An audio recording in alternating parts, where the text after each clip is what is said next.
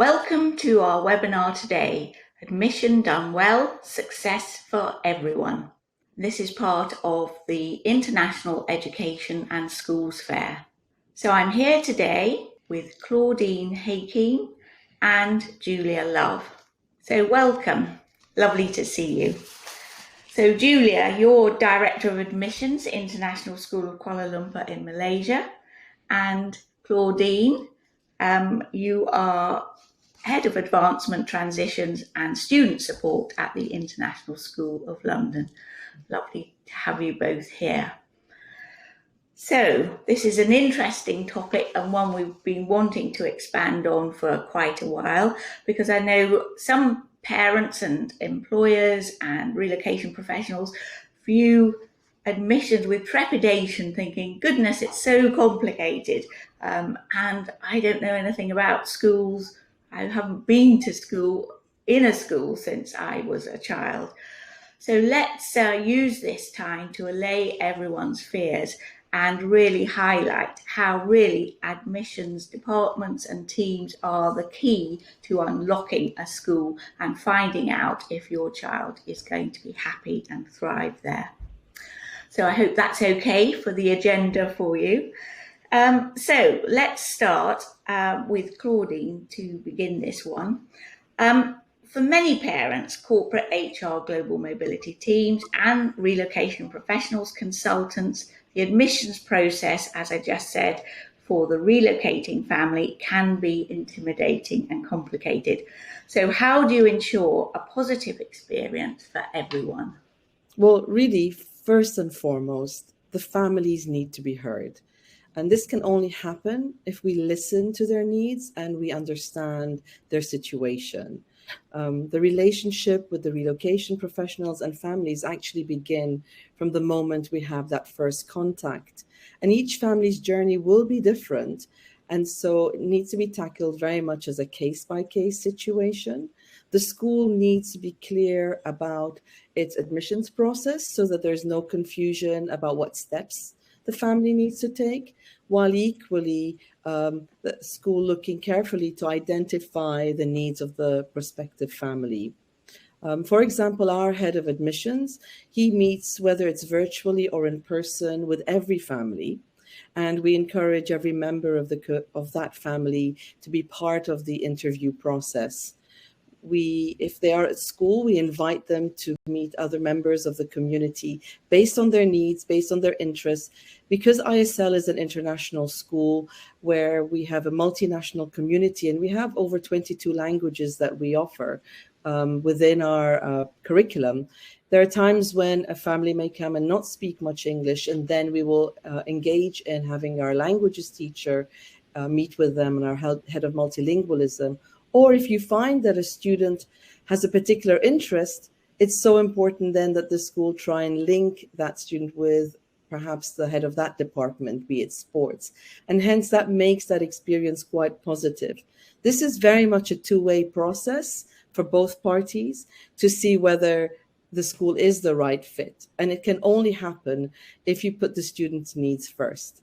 Julia, what would you like to add to that? Yeah, I just wanted to point out that I think it's important to note that as we engage with families and relocation professionals and corporate HR, that it may be different. The experience will be different depending on both the different schools' admissions processes. So different schools, it's important to note that different schools may have, the way that they engage with families may look a little bit different. They may want to speak to the parents first, or they may want to engage with the child first, or they may want to actually engage with the company first. And so we need to be aware that different schools may have different practices, but also that different families will have different approaches. Some of that will be cultural, and some of that will just be that the family makeup or where they are in the relocation process. And so I just wanted to point out that it can't be a one size fits all. And I think to Claudine's point, putting the student first and really listening and knowing what the families are looking for will help you to determine how to make sure everyone's voice is heard.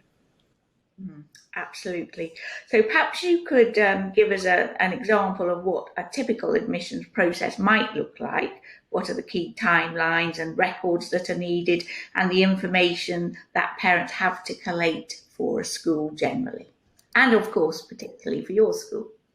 Sure. I think every school will have their typical process, and they're all going to be somewhat similar. Every school is going to have certain criteria that they expect. And I think families can be prepared to, at minimum, be providing schools with previous school records, references from their school, health information, basic family information. But where it might differ is going to be on the timelines, and sometimes even what's expected. Some schools will require assessments, for example. Some schools may require interviews. So what I think is important to note is that you can't expect all schools to be the same, although most will have somewhat of a typical admissions process. For instance, at ISKL, we do expect school records, references from the school, health information. Because of visa restrictions into our country, we also require either an employment letter or a copy of a visa if that's already been provided to the family. Also, I think we need to note that even pre-pandemic, a typical process can look different for every school, even within the same city, and even within the same country. And so what the pandemic has forced us to do is step out of what might be typical, because nothing is typical about this. Mm-hmm. And so all schools have been forced to adjust, to be flexible, at the same time ensuring that the integrity is there of their admissions process. So what I can only say is it's so important to talk to the schools. Don't expect one school to have the typical process that another school might have. Thank you. And you're quite right. The pandemic has created unprecedented hurdles for the relocating families, for the relocation consultants, the immigration people, everybody, and their employers at every stage of the relocation cycle. So you're very aware of that, I know too, Claudine. So can you perhaps share some experiences and what the solutions are that you found in your school?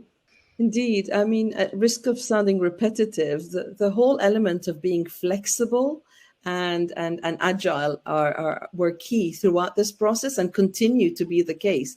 We're not quite out of the woods yet, and we're still facing, certainly in the UK, some transients here with families, because we enroll students from all over the world, some families still being delayed because of visas or in quarantine, and being enrolled sometimes even in two schools because they haven't quite made it to the UK and they're still not sure what to do. So working in partnership with the family, seeing where they're at, or the relocation agent who's representing the family is key. And then in our case, looking case by case at each person's situation. An example would be during the lockdown, when we had a family actually join the school because they were in lockdown in their previous school, but they knew that they were going to be coming to the UK. They made it into the country, but had to be, we all had to be in quarantine and self-isolate. So this student who spoke absolutely no English was joining our school, having never seen it. And hence we needed, as a group, as a pedagogical group and the admissions group, come together and say, how best can we integrate the student into our community as soon as possible? And so we looked at getting a laptop to the student because they didn't have one with them. They weren't able to go out and about to get one. Then the next thing we looked at was, how do we ensure that the student is equipped to even understand how to use the technology to be online, and giving the family online training and deferring the actual start date of attending full lessons for a 2-week period, where the orientation, rather than be a day long, was actually 2 weeks long, with emphasis and learning taking place in their mother tongue. This particular student was Japanese, and giving additional English lessons and intensive sessions to make that student equipped to get started, and organizing social events online for the student to feel part of the community. So I really think that it has to be very much case by case. The school looks at what are the parameters that they have to work with and utilize all the tools, taking into consideration, putting that family's needs in feeling part of the community and feeling that they belong in the community at the forefront of any decision making and planning. So that leads us nicely, I think, into rolling admissions. So, Julia, please explain what the term means, because some of our audience might know. And what does it particularly mean in the pandemic world and the new normal? And how should employers and families navigate relocations at short notice? And we all know that that can be a pretty usual situation to be in. Absolutely. Very stress inducing for sure. Well, first of all, thank you. Rolling admissions is a term that we use for students who can enter the school at any time during the school year. Typically in schools, we have an entry time at the start of the year, which for those schools that are on an autumn to spring calendar, as we are, we're an August to June calendar. Our typical entry point would be August. Our second large entry point would be in the second half of the year, which is in January. But rolling admissions truly means that there is an intake of students throughout the school year. And I think both Claudine and I are working in schools that are very similar, very similar in terms of how we manage this. We each have a high percentage of expatriates in our schools. So this is something that at ISL and ISKL we've been doing for years. I think it has forced perhaps other schools who have been traditionally schools that only have entry points to rethink how they can accept students in. And one thing that you'll hear from Claudine and I throughout this session is it can't be a one size fits all. We have to meet families where they are. It is no fault of theirs that they are getting short notice and having to make these moves. So again, our school, we allow students to come in up until the last 4 weeks of school for a range of reasons. But I think ultimately, if schools have good systems in place, if you have solid best practice admissions happening in your schools, it doesn't matter if you have a 2-week notice period or a 2-month notice period or a year notice period for a family. That experience should be the same, while perhaps a bit rushed in a rolling admissions process. And I think it's also important to note that while the pandemic has, I think, forced us to pivot in admissions and really reimagine how we do things. And sometimes uncomfortable for admissions officers to say, oh gosh, we typically meet the families in person. Now we have to do it virtually. And we've had to shift. But in so many ways in international relocation, this is how we should be doing things, is being open and our world being so open to, easily accessible, our schools being easily accessible no matter where you are in the world.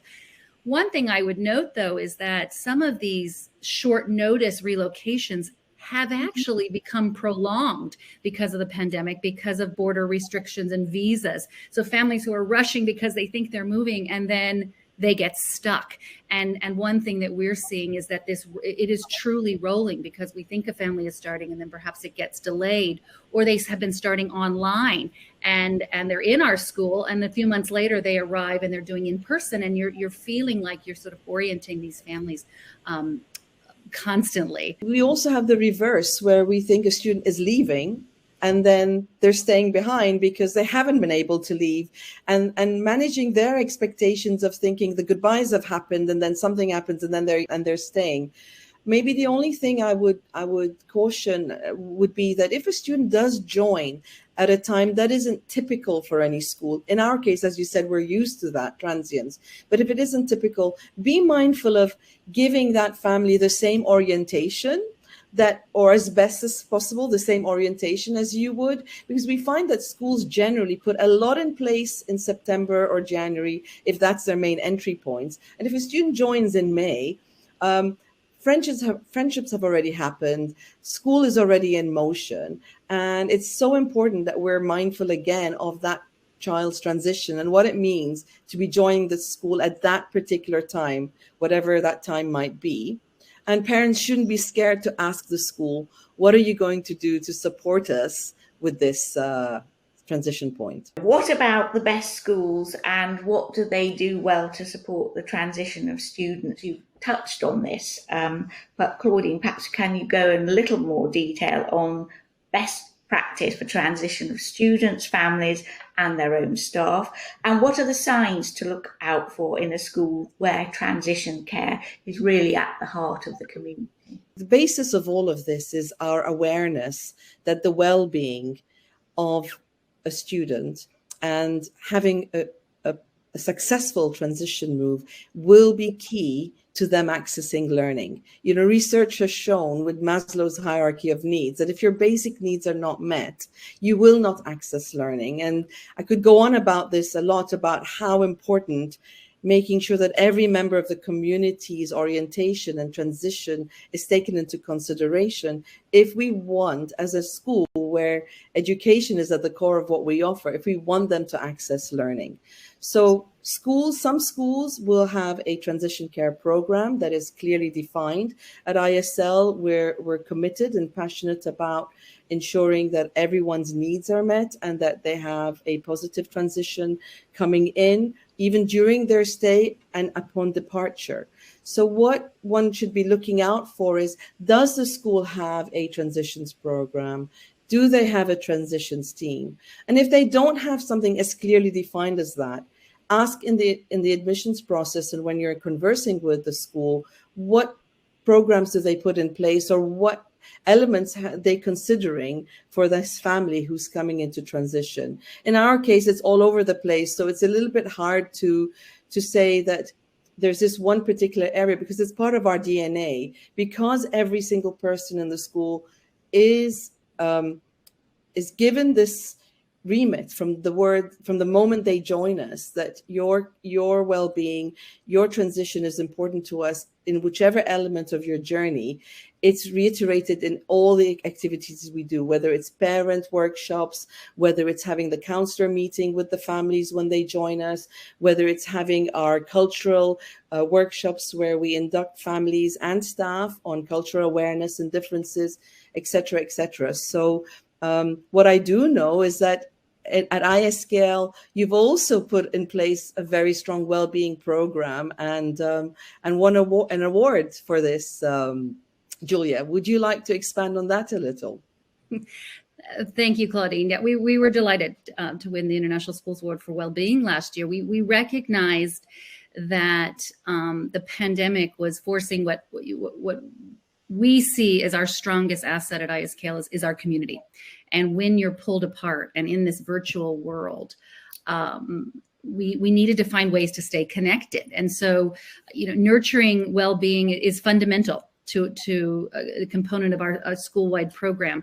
So, supporting social and emotional health for every member, parents, faculty members, staff members, students. Our mascot happens to be the panther, so we often use the paw of the panther. So we started our Department of Positivity and found ways to reach out to our community, to stay connected through everything from TikTok videos with your family to cooking competitions, and finding ways that the community could share and come together in these difficult times. And we took it one step further with our partners in the relocation world and our corporate HR partners. We put together Panther care packages to say, we're thinking about you. We know you're going through this too. And we're in this together. And I think back to all these conversations we've had about how important it is to work with our relocation partners and our corporate partners. If everyone is doing well, and if we can feel settled, safe, happy, supported, and if we're addressing the needs of all the members of our community and even our extended community, in turn, we support the performance and the outcomes for our client companies, because working parents can do their job if their families feel settled. We know that. And so we found ways to try to best support our own community, while at the same time reaching out to the greater community. Absolutely. And also, and it was fun. Absolutely. And also, sometimes, there are organizations out there like SPAN, Safe Passage Across Networks, that offer opportunities for staff in schools to have training in transition care so that they can offer the best possible service to the community. And, I'd strongly recommend that schools look at what they're offering and ask themselves, what more can we do, and try and have a cohesive program in place? Because so many times we do things, but no one really knows what's happening in the other department. And so when you do have a program in place led by dedicated people running a transition care program, that's when you know that you will cover all members of your community. And Fiona, if I can just say one last thing, sorry. I think I would go as far as to say families should be challenging schools to ask those questions. We should be expecting schools to have these programs. And I truly believe that. I think that the message to families is expect it, ask, find out what the schools are doing, because the best schools have strong transition programs. Excellent. No, I quite agree with that. And that leads us nicely into the whole issue of communication and communication with the wider global mobility sector, which you've both built up over many years. So what can be done to facilitate communication between the corporates and the schools to ensure that the families and the students flourish? I strongly feel that we need to invest time in those relationships. And so whether it's going out there and seeing who is, who in the world of the education sector or relo sector is integrating and bringing families to us, or have us actively do programs in place where we have events or webinars, or engaging in building those relationships with the various stakeholders. Because once you have those relationships in place, it's so much easier for them to seek out help, or to even say, this is what we need. What can your school do to support us with this family that's relocating? Yes, I think that's a very good point. So perhaps we'll move on now to changes in supply chain, takeovers and mergers, response to change in many industry sectors, and all this can lead to opening and consolidating in new regions or new localities within a particular country. So how are admissions departments able to practically support organisations or corporate companies with their strategic planning to relocate or localise groups of families into a country or region? So Julia, can we start with you, please? Yes, and I think this really does follow on nicely from what Claudine was just stating, that if those relationships are strong, if you have taken the time to invest and built those relationships, that's the starting point. Schools can easily reach out then and offer the support via large presentations. Go to, as Claudine said, we've gone to companies to say, we know this is happening in your company. How can we help? We'll come to you. Can we offer group visits on our campus? Can we do a webinar specific for your company? Whatever we can do. And we're willing to do that because we know ultimately it's going to help our schools, but also we know that relationship is really key. And so I think that support together, knowing, and equally that in times, particularly I think as things have shifted to countries based on the pandemic, I have felt very comfortable to reach out to companies to say, I've heard this may be happening in your company. We'd like to help you and support you in this. And I think Claudine had a couple of examples from ISL as well. Yes, absolutely. I mean, even if you don't have the relationship, which happened to us with one of the companies who we didn't have a relationship with, but their HR personnel contacted us and said, and this was the pre-pandemic time, contacted us and said, we have 30 families moving. They're all coming from this one country and one company and would rather be all together in the same school. What can you do? Is there anything you can do to support us? And of course, that would be a no-brainer to sit together. And what we decided to do was have representatives of the families meet with us, so that not all 30 were there, but they elected their key representatives. We had the head of HR, myself, and key stakeholders at school meet with them and ask them what are their needs, what would make their life easier, and then how we can help them with this transition from the paperwork side of things and gathering all the documentation that you need, down to looking at housing and recommending areas that they might like to live in, and then looking at busing, because if they're all, because trying to fit them into the norm of how the school is regularly operating may not be the best for them. And so really thinking out of the box and saying, what can we do to make sure that this is as smooth an experience for them as possible? But then equally engaging in them. Luckily, we're, because of our languages program, we could even engage with members of the family who don't speak English and engage with them in their language and find out what are their fears and what are their concerns in order to adapt into this new environment and into this new school.